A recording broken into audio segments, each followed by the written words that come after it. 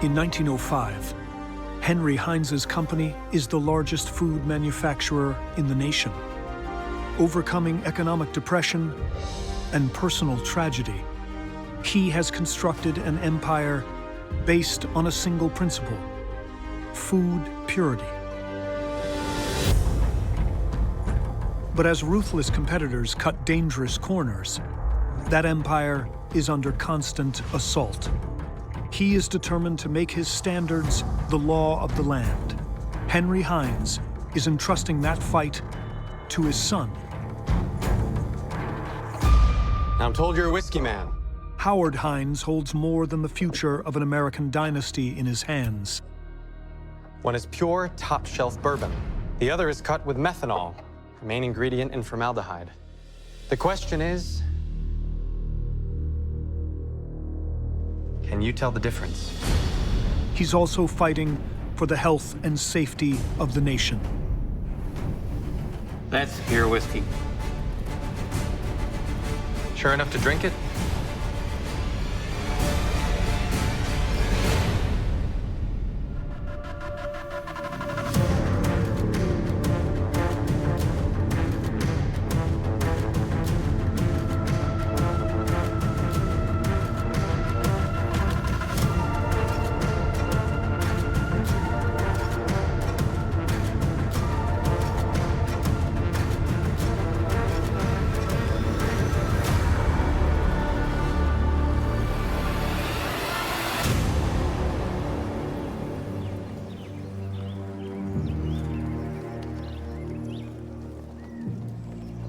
In 1870, just outside Pittsburgh, Pennsylvania, a 23-year-old son of German immigrants is working hard to make his American dream come true. His name is Henry Heinz. As an economic boom sweeps the nation after the Civil War, Pittsburgh is at the center of it all, where business titans like George Westinghouse, Henry Clay Frick, and Andrew Carnegie have been making their names. Now, Henry Heinz is looking to make his, in a business he's been building since he was a boy. All right, my darling, I have to go. Gotta get these orders out. Godspeed.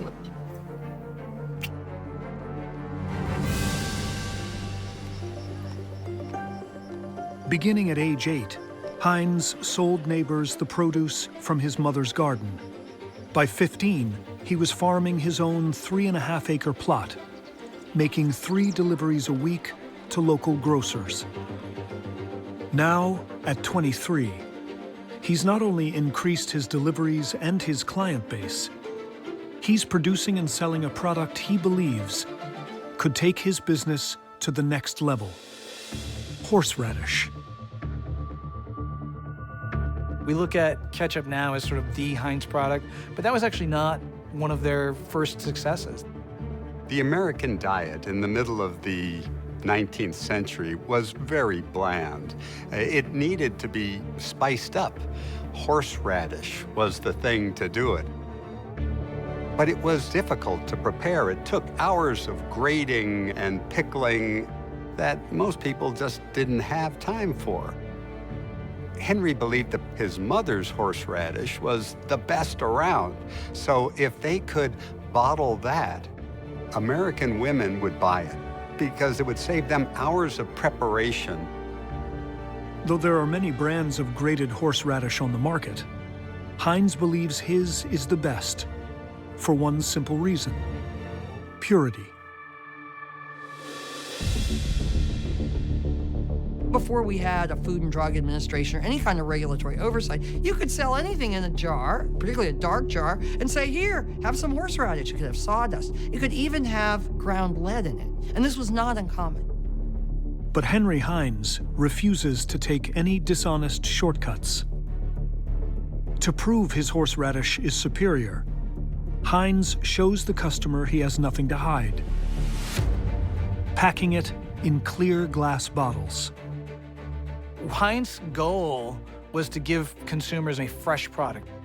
So his focus was on this quality, on safety. Now, clear glass costs more than green glass or brown glass at the time. So it's an investment in allaying a consumer's fears that what they can't see will harm them. And it says, our product is so good, take a look. See for yourself. To help grow Heinz's business, his family rallies around to pitch in. And there's no one he relies on more than his wife, Sally. You have to come up for air sometime. Make sure you're eating.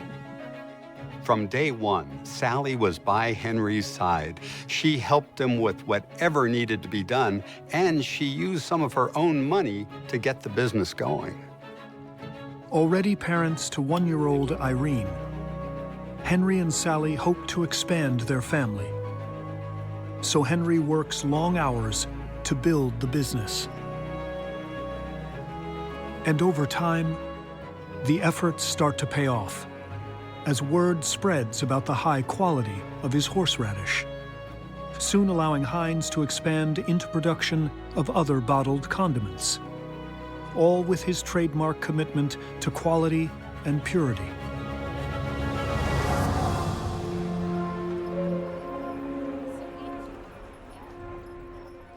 The business was going great. Everybody loved the horseradish sauce, the pickles, the mustard, all the condiments that Heinz was producing. But Heinz believes that the product he's working on now could be his biggest yet: ketchup. Ketchup actually goes back to Asia, and ketchup was sort of a term for just soy sauce, really, and a very thin one at that. In Europe in the 1800s, it becomes a thicker thing. It's made from clams, of oysters, and vegetables, and walnuts, so there's all sorts of ketchups. A carefully seasoned puree of only the finest, freshest tomatoes from his company's farm. Henry believes his tomato ketchup will stand out because of its thickness and its sweetness. He added brown sugar, which thickened it and sweetened it up, and I think that's the thing that probably made Heinz ketchup become what it was. It was that brown sugar.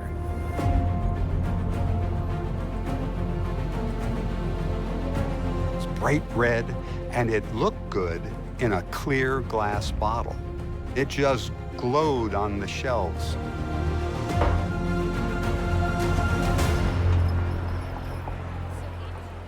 Heinz helps spread the word about his new product by giving potential customers a taste. Henry believed that it was better than anybody else's, so he employed salespeople who would go to grocery stores and offer free samples. When we go to the grocery store today, there are often samples being offered. Henry Heinz invented that.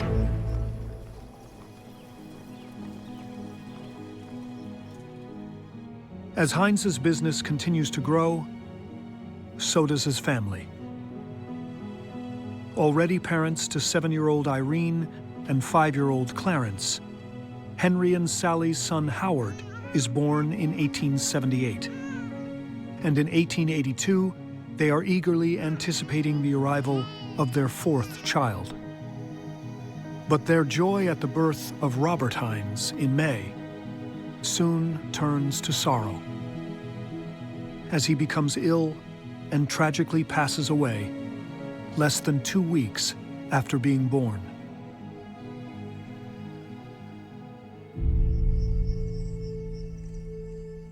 Helping to heal the wounds of the loss is the arrival of Clifford Heinz, just over a year later.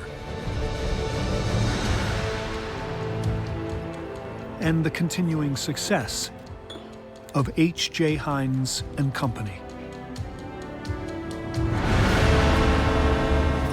In the ensuing years, Heinz grows his business even more, using America's booming railroads to expand distribution.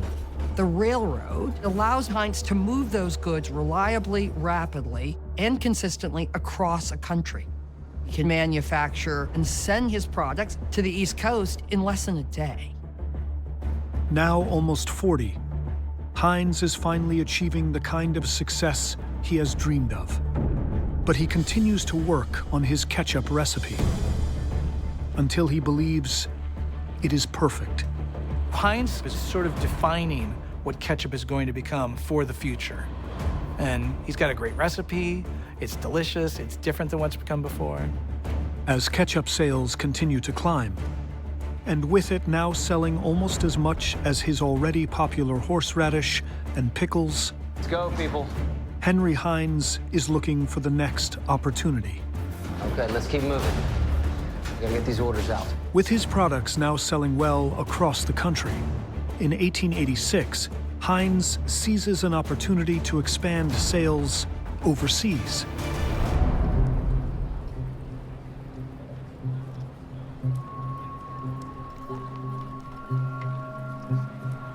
Henry Heinz has to be doing the next thing when he's in England on what is supposed to be a holiday and walks into Fortnum and Mason and says, how about some of my pickles? How about some of my relish? This is a man who can't have a holiday without trying to make a market in Britain.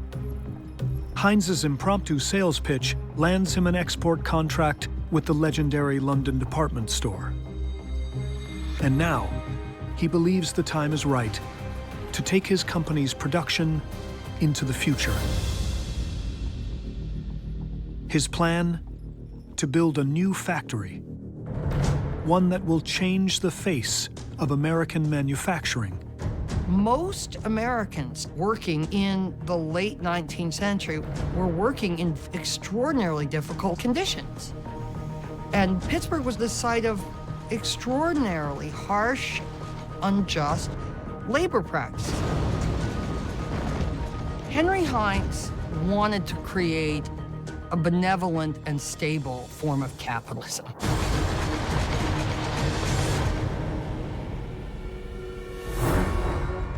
Having witnessed the bloody riots of Pittsburgh's railroad strikes in 1877, and the growing tension between steelworkers and industrialists like Andrew Carnegie and Henry Frick, Heinz is determined to avoid an adversarial relationship with his workers. On a trip to Germany, Heinz went to a chocolate factory, and he saw they had health facilities, a gymnasium for their employees, special benefits for the workers, who seemed very happy in a clean, safe environment. Henry took notes. When he came back to Pittsburgh, he said, we're gonna make this a model, a workers' palace. Beginning in 1888, on a site along the Allegheny River, across from Pittsburgh's bustling downtown, Heinz envisions a modern factory complex unlike anything American manufacturing has ever seen. Powered by electricity.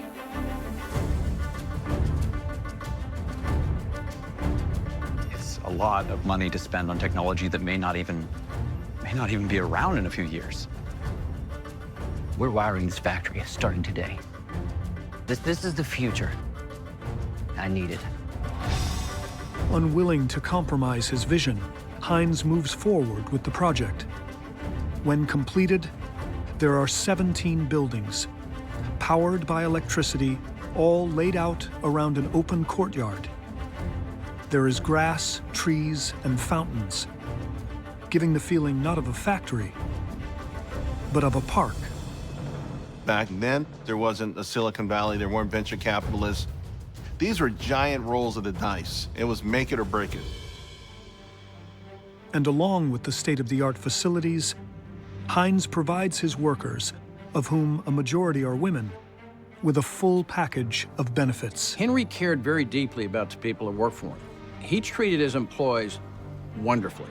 He gave people a chance to really feel like they belonged, which engendered such an enormous loyalty in his company. They had a garden on the roof, free dental care and health care. The women would have freshly laundered uniforms every day and get manicures once a week. You were offered classes if you were an immigrant, so if you wanted to get your American citizenship, you could take courses at the company. Heinz's worker-friendly factory stands out in Pittsburgh's unforgiving industrial landscape. His workers felt like they were part of something. They believed in him. It was a place where people came and stayed. It's a part of them, and they throw themselves into it. And as they do that, it becomes more part of them.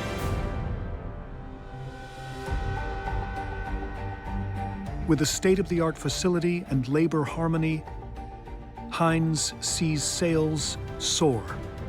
In 1894, total sales are over $1.7 million, the equivalent of $60 million in today's money.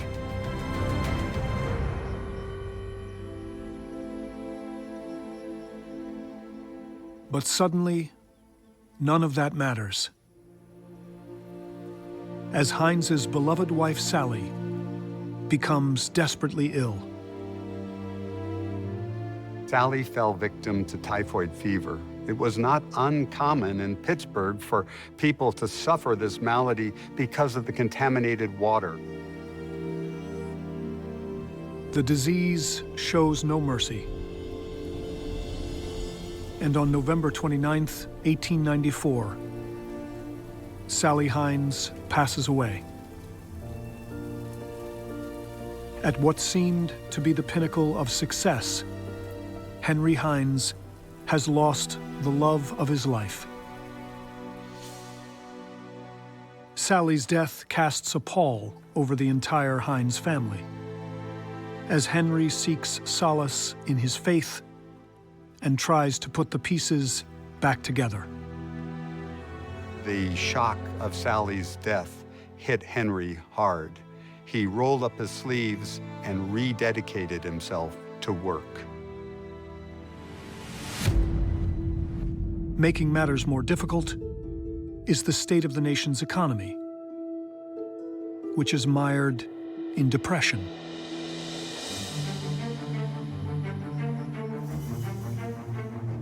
But Henry figures out a way to keep his company in the black. Henry came up with a line of low-cost foods, especially baked beans that were high in protein but low in cost. He felt it was his duty to help people through the hard times. Heinz also increases his investment in advertising to ensure consumers are spending what money they do have on Heinz products. He uses billboards, signs along the railroads. He has newspaper advertisements all over the country. So he's constantly thinking about ways to bring people to Heinz. In addition to ads, Heinz uses the factory itself to maintain his customers' loyalty and trust. He opened up his factory in Pittsburgh to anyone that wants to come to visit. You're worried about what's in your pickles? Come see how we make and bottle your pickles. It's extraordinary. Once the economy has recovered, Heinz doesn't let up, building a monument to the Heinz brand in Atlantic City.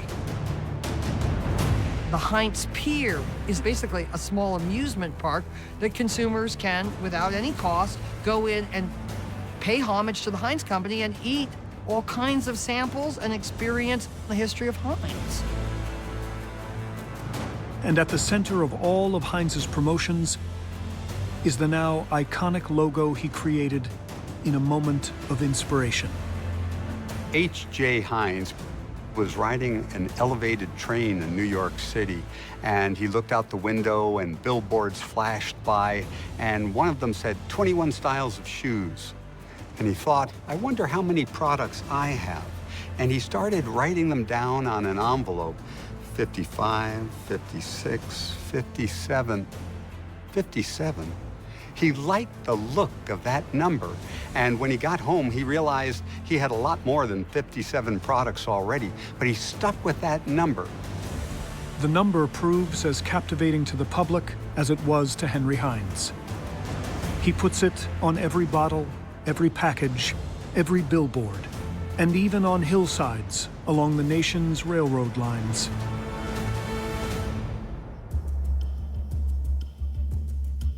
With his brand firmly established, Heinz spends the ensuing years expanding the company, opening new farms and factories to meet growing demand, while working tirelessly to maintain the high standards of the Heinz name. Henry Heinz had this extraordinary energy. This is a man who just has to be on the go doing the next thing. He just doesn't stop. At the turn of the century, Henry Heinz is a certified millionaire. His company that began producing one product now manufactures more than 200, including things like apple butter, celery sauce, tomato chutney, and India relish, and is America's largest producer of pickles, sauerkraut, horseradish, vinegar, and ketchup.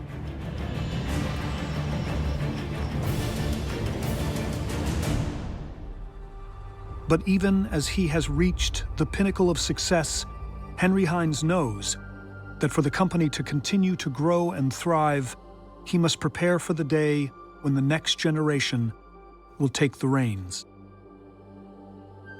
Heinz's sons, Clarence, Howard, and Clifford, have all grown up working at the company, learning every aspect of the business under the watchful eye of their father.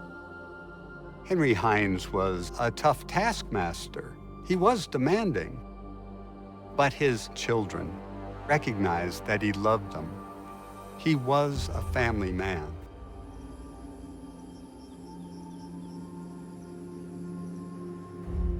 Though he loves each of his sons, Henry knows that only one of them can be heir apparent. For his oldest son, Clarence, who works in the company's advertising department, it is not to be. For Henry believes he lacks the drive and ambition to take the reins. You might have expected Clarence to take his father's top spot in the Heinz company, but Clarence was pushed aside. 4 years younger than his brother Clarence, Howard Heinz has a degree in chemistry from Yale and a drive to succeed that rivals his father's. It is rare you do find the same talent and drive and hunger of the parent in the second generation.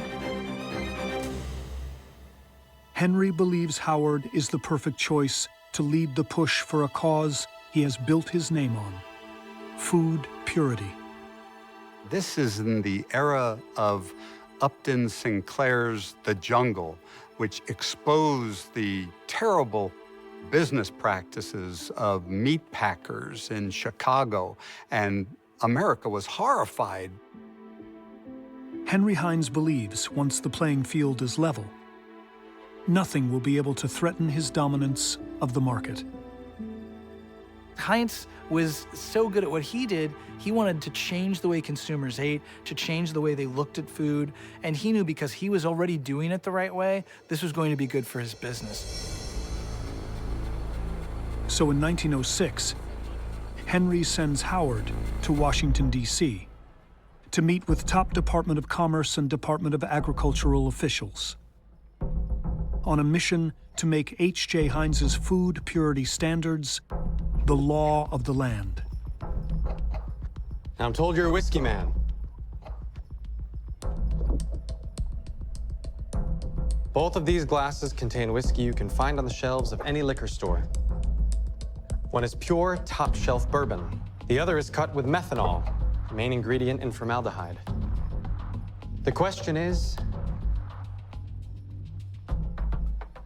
can you tell the difference?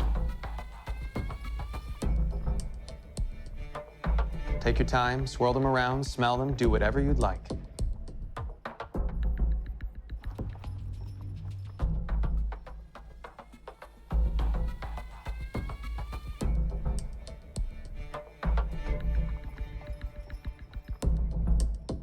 That's pure whiskey. Sure enough to drink it?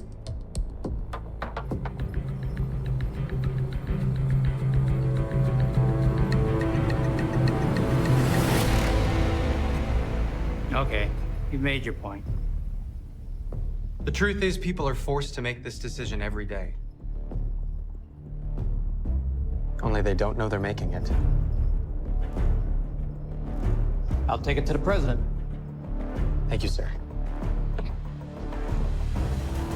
Thanks in large part to Howard Heinz's efforts, President Theodore Roosevelt soon signs the Pure Food and Drug Act of 1906 into law, ultimately paving the way for the creation of the Food and Drug Administration by enacting guidelines that will guarantee the safety of the nation's food supply.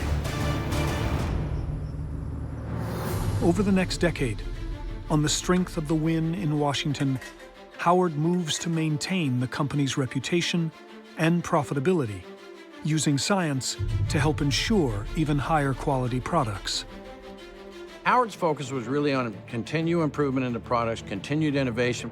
He just took it to the next generation.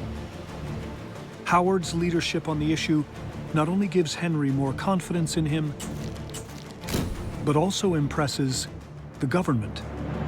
When the U.S. enters World War I in 1917, Howard is tapped to be the United States Food Administrator of Pennsylvania and is named as a member of the War Industries Board. Then, at the war's conclusion, American Relief Administration head Herbert Hoover selects him to help facilitate the U.S. government's famine relief efforts in Europe. People were starving all over the world as a result of the First World War, and Howard took on a public role that his father loved. As Henry takes a step back from running day-to-day operations, laying the groundwork for his eventual retirement, he keeps in regular touch with Howard, proud of the work he is doing, and looking forward to the time when he can officially pass the torch to his son. But then, Heinz's health suddenly takes a turn for the worse. In 1919, the Heinz Company was the largest food manufacturer in the world. Henry Heinz was riding high, and then he contracted pneumonia. On May 14, 1919, Henry Heinz passes away at the age of 74. His death is front-page news across the country. But nowhere is the loss felt more profoundly than at the company that bears his name. The 4,000 workers at the Heinz plant in Pittsburgh felt that they had lost a family member. The plant went into mourning, the city was mourning, and in America, the people realized they had lost someone of importance, someone who had changed their lives in a fundamental way, the way they ate. To honor their founder, the Pittsburgh employees pool their resources to have a statue of Henry Heinz erected in the rotunda of the main factory building.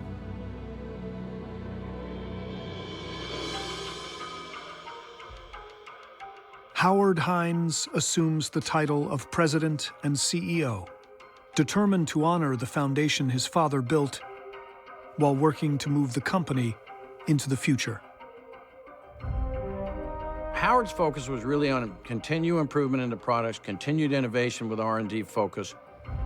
Howard brought his chemistry knowledge to bear, and he had a team of chemists looking at seed production and food production to create healthy, nutritious food products. While Howard's focus on science and technology keeps the company moving forward, profits also get a big boost from the roaring 20s post-war economic boom. But then, in 1929, the stock market crash changes everything, plunging the country into depression as countless companies go bankrupt, while others institute massive layoffs simply to survive.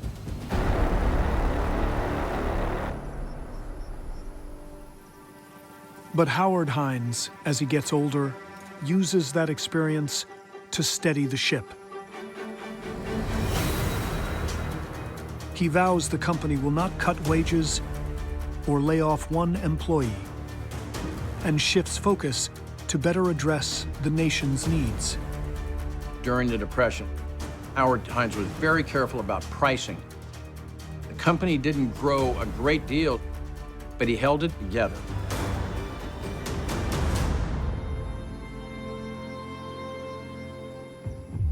After the company manages to weather the Great Depression, Howard is determined to make sure the company is on solid ground for the future, no matter what happens.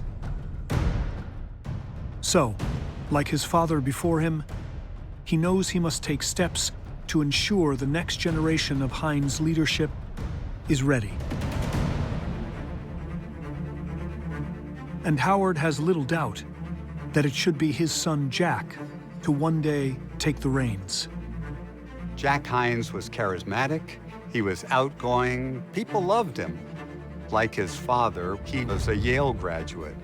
He was the type A personality CEO that was the logical successor to the Heinz empire. So, what's going on down in Washington is really important. It's good for our business. An upcoming executive in the company, Jack is a rising star on Pittsburgh's civic and social scene, along with his wife, Joan Deal, whom he married in 1935. She was an amazing woman. She was ahead of her time. She was only the 12th woman to be licensed as an airplane pilot in America. Over the next several years, Jack's responsibilities within the company grow, as does his family, with the birth of his son, John Heinz III, in 1938. And while Howard looks forward to the day when he will be able to pass the torch, that day sadly comes too soon. On February 9th, 1941, Howard Heinz suffers a stroke and passes away at the age of 63.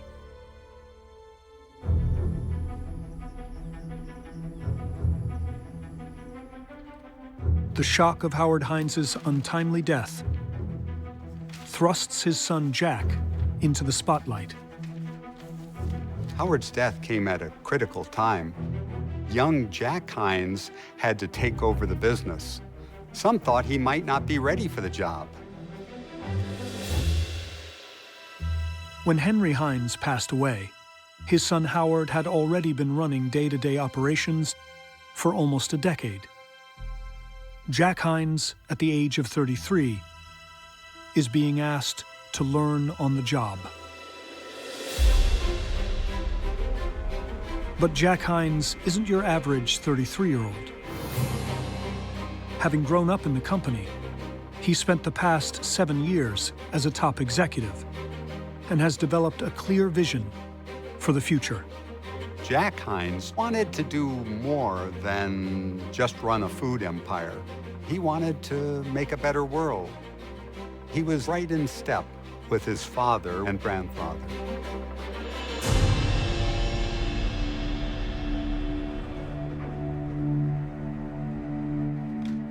But just as Jack is settling into his new job, his marriage is falling apart. Jack and Joan Heinz's divorce makes headlines. But for Jack, there is little time to dwell on the loss.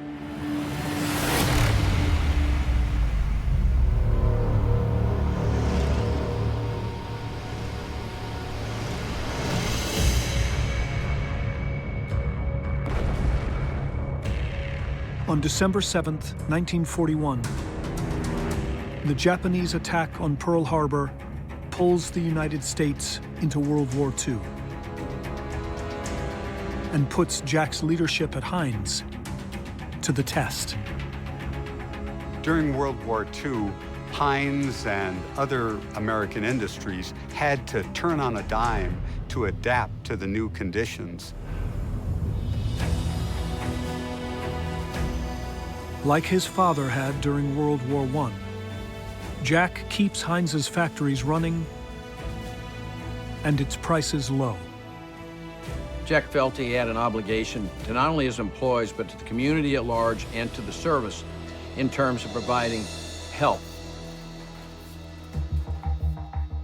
Knowing factories in England are a vital source of food for both the troops and war-ravaged civilians, Jack Heinz does everything in his power to keep them up and running. Jack Heinz was one of FDR's principal emissaries to Great Britain. He crossed the Atlantic 5 times during the war years to help the United Kingdom with its food supply and bolstering morale on both sides of the Atlantic. Heinz also does its part for the American war effort. So we converted our Pittsburgh factory, which at the time was one of the largest factories in the world for food products, to help with the military. Women who were once packing pickles were now making wooden and canvas gliders in their factory. Everybody pitched in. The gliders go on to play a vital role in the success of the D-Day invasion at Normandy, delivering troops and weapons throughout the pivotal mission.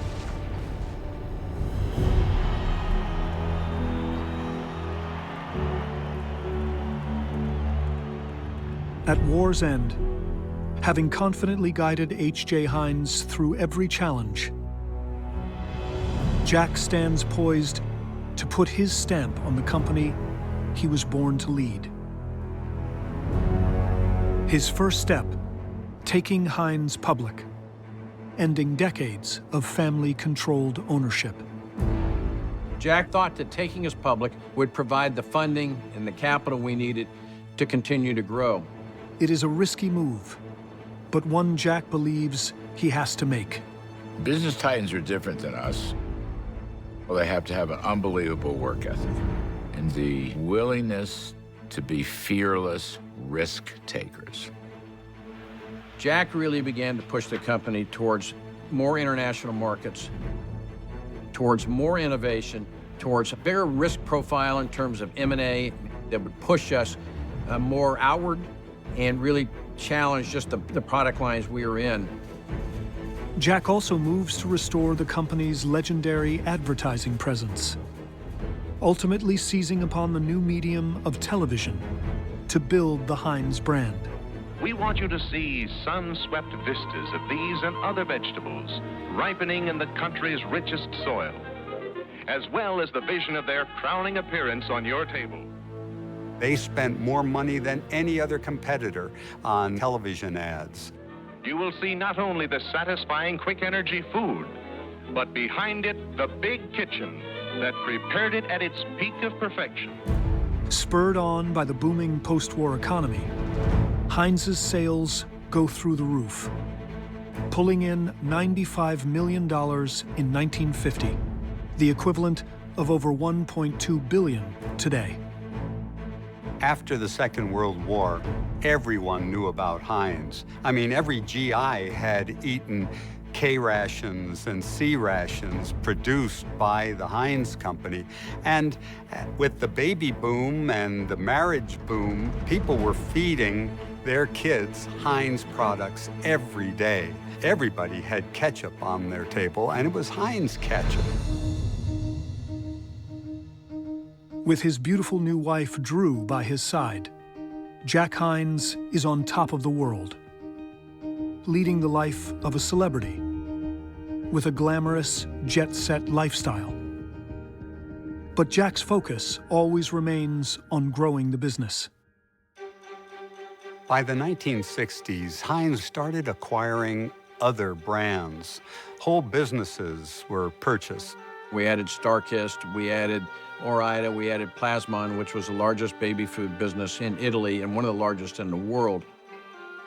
As the company expands, Jack's hope is that even though Heinz is now publicly traded, it will continue to be led by a member of the founding family.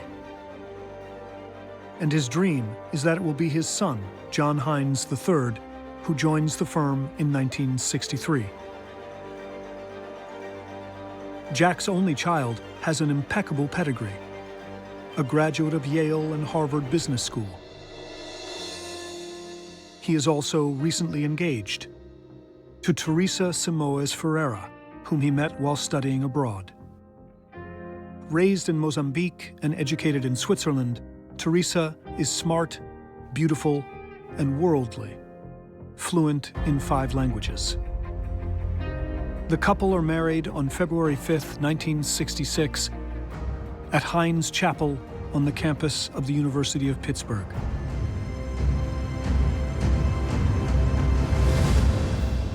(1966) also marks a major milestone for Jack Heinz and the Heinz family as a whole, as he retires as president and CEO, remaining on as chairman of the board. And despite Jack's hopes that his son would continue the family legacy as CEO, John Heinz III finds his calling in politics. Running as a Republican, he is elected to the U.S. Congress. And after winning re-election twice, he sets his sights higher. Today, I don't think we have anything like him. He was electable by both parties. Sure, he was a child of privilege, but he listened to the people, just like his great-grandfather. When you talked to John Heinz, you felt like you were the only one in the room. In 1975, with Teresa and his 3 young sons, John, Andre, and Christopher, by his side, John Heinz announces his candidacy for a seat in the U.S. Senate and goes on to capture the victory. After Heinz is re-elected by a landslide in 1982, he has people starting to whisper about bigger things. The senator was a really thoughtful, moderate, well-intentioned human being, really decent person. The thinking was that someday he would be president of the United States. As John Heinz's career takes off, no one is prouder of him than his father, who uses his retirement to not only focus on philanthropic work, but to embrace the opportunity to spend time with John's family. Time that is made even more precious when he is diagnosed with liver cancer in 1986. Jack Heinz passes away in 1987. From around the world, tributes pour in for a man who had left an indelible mark on his grandfather's company.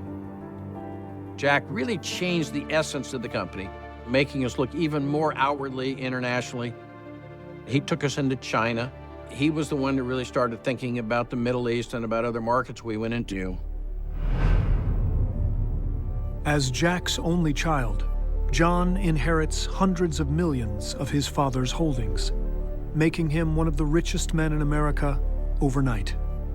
To build a country that is not only better today, but a land of growing opportunity for all Americans in the future. And with his resounding re-election to a 3rd term in the Senate in 1988, the whispers he could one day be president grow louder.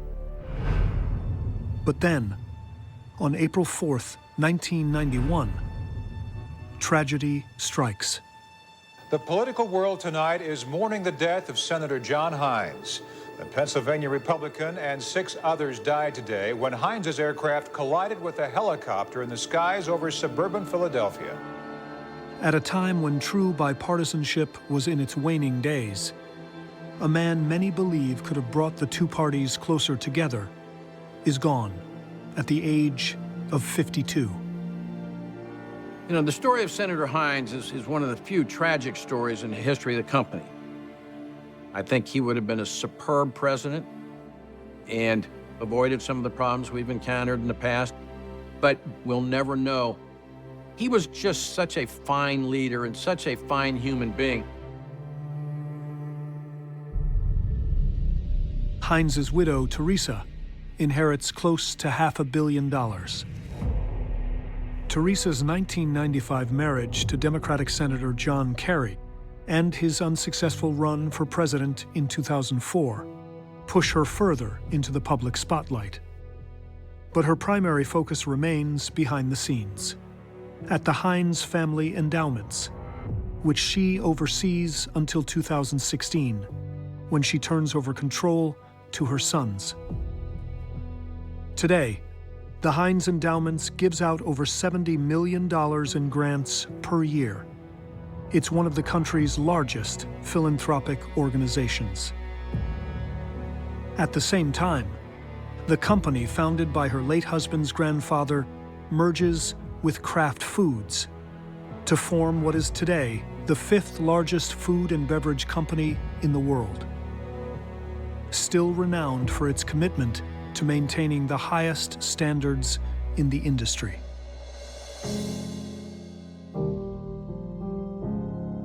A fitting legacy to the man whose dream started it all.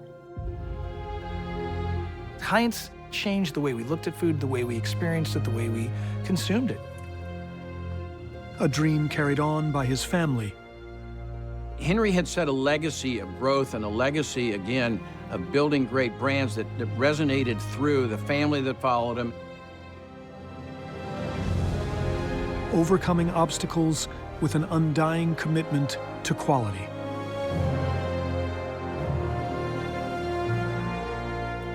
The foundation of a dynasty that lives on.